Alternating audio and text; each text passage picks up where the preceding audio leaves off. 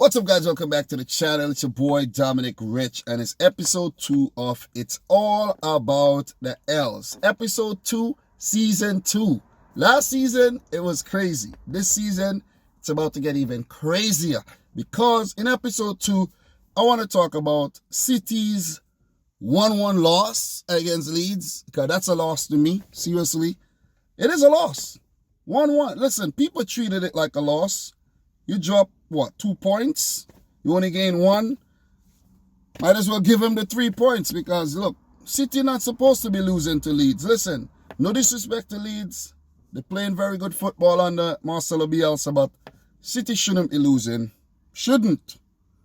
Man United got tapped by Tottenham Hotspur 6-1. We're also going to talk about that one that made the episode. And Leicester City, they also got tapped by West Ham United, 3-0. But the main topic of today's episode will definitely be Liverpool's 7-2 loss against Aston Villa. They got battered, thrashed, slapped up. It was a fatality at Villa Park. Fatality. 7-2. One of the most unexpected results we have seen in quite a long time. That result was actually up there with Bayern Munich's 8-2 win over Barcelona, Germany's 7-1 win over Brazil, Germany's 8-0 thrashing of Saudi Arabia at World Cup 2006, and what else? There's been that's up there with Leicester's 9. How many did they scored 9 against Southampton? It's way up there. Look, no one expected this, but it happened. What a freakish weekend, though. Very, very freakish weekend. Look, first game I want to start talking about. City's 1-1 draw against Leeds United. Look, this team Leeds ain't no team to play with. They ain't no team to play with. They played 4 matches. They won 2, draw 1, and they lost 1. A 4-3 game against Liverpool. So you see, maybe that was signs to come. The fact that Liverpool conceded 3 against Leeds, maybe that was sign of things to come. Nobody expected what happened against Aston Villa for sure. You know what I'm saying? And we could come up with all kind of excuse to why it happened. But look, it happened. Kudos to Villa. We'll get to that game. But City won, Leeds won. Look, I'm going to say this right now. I ain't going to sugarcoat nothing. We were lucky not to lose that game. Look, I bet when the full-time whistle blew, Pep probably sighed and he said, thank God we picked up a point here. Because these guys were relentless. They were relentless. And not like they have big names on their team. Maybe the biggest name is Rodrigo, who they paid 30 million euros for from Valencia. And all the other guys are like little bits and pieces players that most people never even heard about. And I'm only saying little bits and pieces to just, highlight the fact that nobody knew about them. You know what I'm saying? They even put on a player who used to be a Man City youngster, Ian Poveda, and he looked like a world beater against us. Mendy couldn't handle the man. You see what I'm saying? He's quick, good burst of pace, and he is technically gifted. Maybe City should have kept him and be using him right now. But Marcelo Bielsa, once he has anyone in his system, look, he could use him. He could even put me into his team and I become, a world beater like the guys that's playing for Leeds right about now. Luke Ayling, that guy at right back was really good. Helder Costa looked good. Bamford caused a lot of trouble. I'm telling you, the whole team caused a lot of trouble for City. The entire team. Calvin Phillips in the middle pulling the strings there. Melier in goal. He did really well. The guy's only 20. I'm telling you, man, hell of a team. And we were lucky not to lose that game. But City have to finish better. My excuse for the draw or for the loss is basically a loss. Because you should get 3 points. My excuse, the finishing. Poor. We need a clinical striker. Both are clinical. Let's say they are kind of clinical. Aguero very clinical. He's always injured. Gabriel Jesus, he hasn't really lived up to, expectations, really, when you think about it. He's also kind of clinical. but none of them were on the field. They're both injured. See what I mean? We had Bernardo on the bench. Why not start him? You see what I'm saying? Sterling, you have to finish better, man. Sterling, I don't know what's going on with Sterling. He's so inconsistent, man. Sometimes he's deadly in games. Other games, he's missing. He don't know when to shoot. I don't know, man. I don't know. Just terrible decision making by City in front of goal. Blasting the ball over. You know, we hit the post. All kind of, oh, man, I don't know, man. Look. 1-1 draw is the most we deserve from that game. Let me just put it that way. Didn't deserve to win the game. Leeds outpossessed us in that game. They outpossessed us. You see what I mean? But anyways, man, good result for Leeds. They should have probably won the game. And we should have actually picked up another L. Because not like we played well. If it wasn't for Edison, we would have lost that game like 6-1. The kind of saves he pulled off, incredible. Incredible. So, Edison, man of the match for me, for City. And look, there's a mosquito flying around here right about now, distracting me. Everywhere I go, these mosquitoes are following me. I really don't know. I really don't know why. These mosquitoes following me everywhere I go. Disturbing me from my video. Everywhere I go. But anyways, I think I got it. Look, it's all about the L's, man. And that mosquito just took a big L. Next game I want to talk about. Man United 1, Tottenham 6. That was a beating. I actually enjoy watching that game.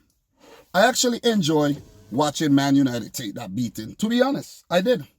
Because soon as the whistle blow, these guys already got a Fernandes. They already got a Fernandes. And who stepped up? Bruno Fernandes. Bruno Fernandes. He stepped up. He scored. And I'm like, here we go again. Here we go. Like Fabrizio Romano. Here we go. You know what I mean? Bruno Fernandes at it again. United up 1-0. Before you could blink, bam, Tottenham score. Terrible error, Maguire, and Ndombele scores. Before you could blink, Son scores. You know what I mean? Then Son score again. Then Aurier score. Then Kane put in 2. So look, what a day. What a day. United totally showed up, totally shown up and exposed by Tottenham Hotspur, who were actually on their 4th game in 8 days. 2 Premier League matches, 1 Europa League qualifiers, and a League Cup game against Chelsea where they won on penalties. Tottenham didn't lose a single game in 8 days. Props to them, man, for their stamina levels there. Props to Mourinho for rotating his team and bringing in options, like he said, and having quality on the field even though you're rotating. And Gareth Bale haven't even kicked the ball yet. You know what I'm saying? He's just in the stands laughing and celebrating Tottenham wins. That was a hell of a beating. United took a super duper fat L on the day. And it's deadline day today, and they've been making a whole lot of signings. Amad Traore, a youngster from, I think, Atalanta. Cavani, Alex Tellez. You know, so look, they're making some signings, but I don't think they're signing the right players. They were linked to Dembele, and I don't even know why they were trying to do that. Look, they need to sign a Dembele defender. Or they need to sign a Cavani defender, not a forward, because they're not... Listen, their defense is horrible. Horrible. Paid so much money for Harry Maguire, and look at that. Look at what he's doing. Absolutely nada. Martial got a red card in the game, got sent off for slapping Eric Lamela in the face. I think Lamela deserved that slap, and he acted after he got that slap. Look, Lamela. Look, man, no respect for that. No respect for that, because you hit the man first, and after the man retaliated, you chose to go down. I don't like that. Listen, I don't like that, Eric Lamela. Eric, you're sleazeball for that one. Trust me, seriously. Look, United 1, Tottenham 6, good 3.4. Mourinho, he haven't been playing well against United, especially at Old Trafford. So that would be a morale boost for Tottenham Hotspur. And, of course, for Jose Mourinho, whose post-match analysis was, you know, his interview was pretty funny too. pretty funny. He said, look, United is not one team who should complain about VAR and all of that. So, you know what he means. Look, United got another penalty, but Bruno Fernandes didn't show up for the rest of the game. Pogba didn't show up for the rest of the game. And look, it was just a horror show on the day. Horror show. You know where else it was a horror show? At the King Power Stadium, where Leicester City got smashed 3-0 by West Ham United, who are coming off of a 4-0 win against Wolves. So the Hammers hammered Wolves and they hammered the Foxes. Listen, man, listen. That's animal cruelty. That is animal cruelty if you ask me. And West Ham should be in a whole lot of trouble for that. Call Interpol. Call the FBI, the CIA. You see what I mean? Call Peter, because that's animal cruelty. That's animal cruelty. You know what I'm saying? Look. West Ham, if they could keep up this really good form with the absence of David Moyes, by the way, could be a force to be reckoned with. They have some good players on the team. They just never click. And now they're clicking. The West Ham fans deserve that from their team. Because they spent money and they didn't get the results. They struggled last season. Barely stayed up. So this turn of events, let's see how long it might last. Let's see. Could they put up this kind of performance against a Liverpool, against an Arsenal, who they play soon, against a Man City, who they'll play soon? Because Leicester and Wolves got their ass smashed. 7 goals without reply to. Fabianski with that clean sheet. Agbana, who I thought was very old, and why is he still no goals conceded in the last 2 games? Awesome stuff by West Ham United, man. You know, awesome stuff. Shout outs to that boy, Mikel Antonio, Jared Bowen, Pablo Fornals, Declan Rice. These guys, key players right there for West Ham United. And the last but not least, Liverpool 2, Aston Villa 7. Jesus Christ. What a beating. What a beatdown. What a meltdown by Liverpool. 3-3. It was all rosy. It was all good. It was all good just a week ago. It was all good just a week ago. Jay-Z featuring Too Short. It was all good just a week ago. Telling you. Really, really good. Thiago signed. Jota signed. Keanu Hoover sold. Ryan Brewster sold. Money being made. Win against freaking Leeds. Win against Chelsea. Win against Arsenal. It was all good. But this past week, ain't good at all. Ain't good. Losing to Arsenal in the League Cup on penalties. And then 7-2 against Aston Villa. 7-2 against Aston Villa. 7-2. Talk to me, baby. Talk to me. Talk to me, baby. Talk to me, guys. Talk to me. You know what I mean? Talk to me, man. What happened? Did Adrian happen? I didn't even realize Alisson was going to miss the game. But Alisson missed the game. He will be out for 6 weeks. Woo! Woo! Liverpool fans must be sweating right now. 6 weeks? 6 weeks, you said? You said 6 weeks, you know. How are Liverpool going to cope with Adrian for 6 weeks after conceding 7 against Villa? It's going to be a tricky 6 weeks. Look. Let's just come to that conclusion. It's going to be a tricky 6 weeks.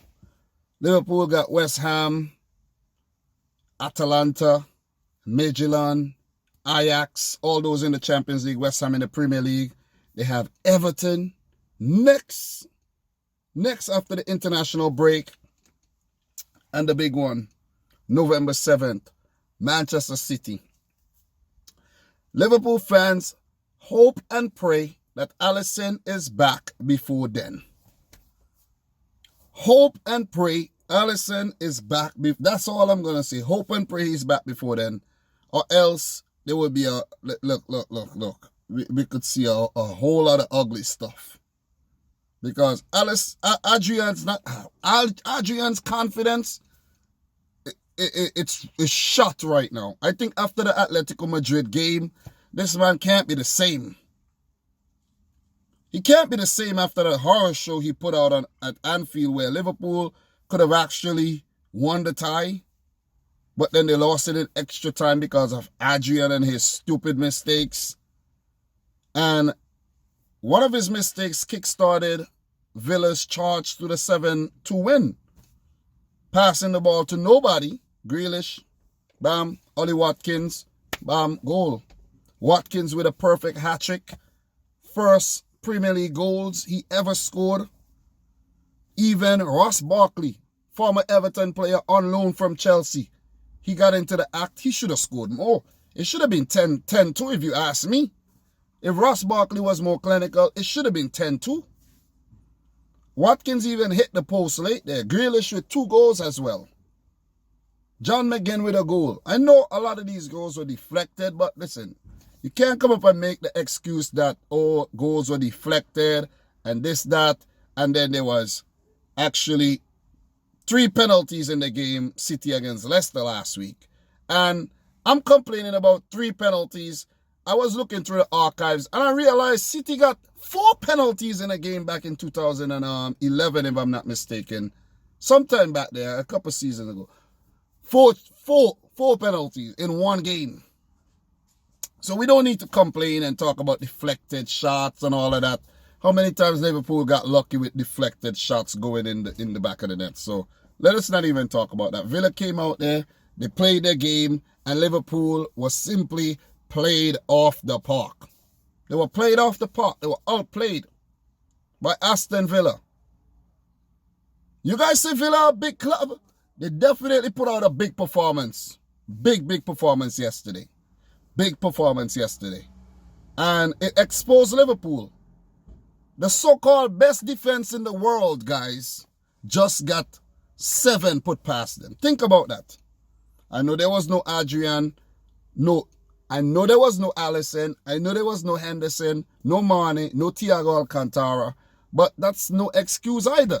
Because when I made excuses about the fact that City didn't have Laporte, they didn't have Kevin De Bruyne sometimes, you guys say don't make no excuse. When we didn't have Leroy Sané, you guys said don't make no excuses. You didn't win the league. You got beaten 9 times. Don't make no excuses. So I don't want to hear no excuses from no Liverpool fans. You guys got smashed 7-2. Props to Villa. You guys have a lot of things to worry about going forward with the fact that you have Adrian in goal. Might as well give Quivin Kelleher the freaking gloves instead of Adrian. I think Kelleher might actually do a better job. Seriously. I think so. Because it's unacceptable to lose 7-2 against Villa when you have Van Dijk, best defender in the world, when you have Joe Gomez, second best defender in the world according to a lot of Liverpool fans. Quite delusional if you ask me. The best right back and the best left back in the world and the best defensive midfielder in the world. How are you going to get 7 put past you? Tell me. Explain that to me, please. I'm waiting. The comment section is down there. Please explain that to me. And I'm not hating on Liverpool or anything. Liverpool could bounce back from this. Liverpool could bounce back from this and win all their remaining games. I said that in the freaking thing. But it's all about the L's. And Liverpool took a big one against Aston Villa. Guys, this is episode 2, man. I don't need to go on and on and on and on and on. Let's see what happened on match week 5. If we'll get another episode out of that. And I'll be back to talk about all the biggest L's in the next match week. So, I'm your boy Dominic Rich, guys. Like the video if you like it. Subscribe if you're new. Unsubscribe if you want. A lot of people have been unsubscribing. I could care less. Seriously. If you're a real deal, you won't be unsubscribing in the first place. So, if we get rid of all the bad apples, that's good. That's very good. Okay, guys? So, from your boy Dominic Rich, thanks for watching another one. Until next time. Peace out. Rich Squad.